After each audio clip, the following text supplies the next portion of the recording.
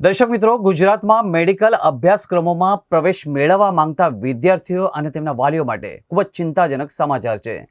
Fee regulations committee એટલે કે FRC દ્વારા મેડિકલ કોલેજની ફીમાં આગામી બે શૈક્ષણિક વર્ષ એટલે કે 2025-26 માટે 10થી 12% સરેરાશ વધારો મંજૂરી કરવામાં આવ્યો છે. આ નિર્ણયથી એમબીબીએસ અને પોસ્ટ ગ્રેજ્યુએટ મેડિકલ શિક્ષણનો ખર્ચ લાખો રૂપિયા વધી જશે. જેના કારણે સામાન્ય અને મધ્યમ વર્ગના પરિવારો પર ભારે એટલે કે આર્થિક બોજ પડશે. ઇન્ડિયન મેડિકલ એસોસિએશન એટલે કે આઈએમએ ગુજરાત દ્વારા આ ફી વધારવાનો સખત વિરોધ કરવામાં આવ્યો છે.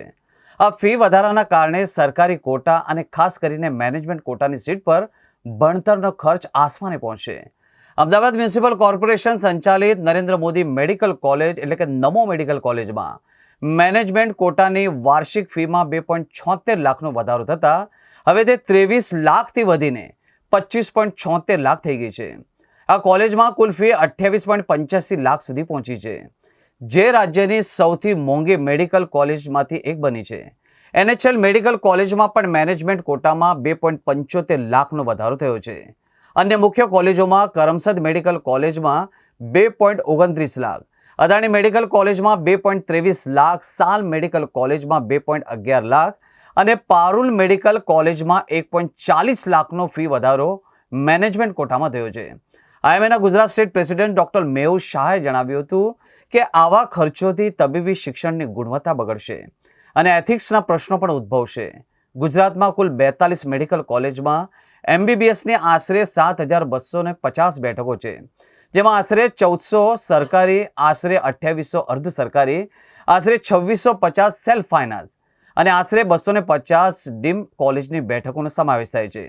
આ ફી વધારાથી હજારો વિદ્યાર્થીઓ પ્રભાવિત થશે. કોંગ્રેસના મુખ્ય પ્રવક્તા મનીષ દોશીએ કોલેજના એકેડેમિક ઓડિટ અને શિક્ષકોના પગાર વાઉચરની તપાસની માંગ કરી છે. સરકારે હજુ સુધી આ મામલે કોઈ પ્રતિક્રિયા આપી નથી. આઈએમએના દબાણ અને તબીબી જગતના વિરોધના પગલે સરકાર ફી વધારાના નિર્ણય પર પુનઃ વિચાર કરશે કે તબીબી શિક્ષણના કોમર્શિયલાઇઝેશનને વેગ મળશે જોવું રહ્યું. આ નિર્ણય ચોક્કસપણે રાજ્યના ભાવિ ડોક્ટરો અને આરોગ્ય સેવા પર દૂરગામી અસર કરશે.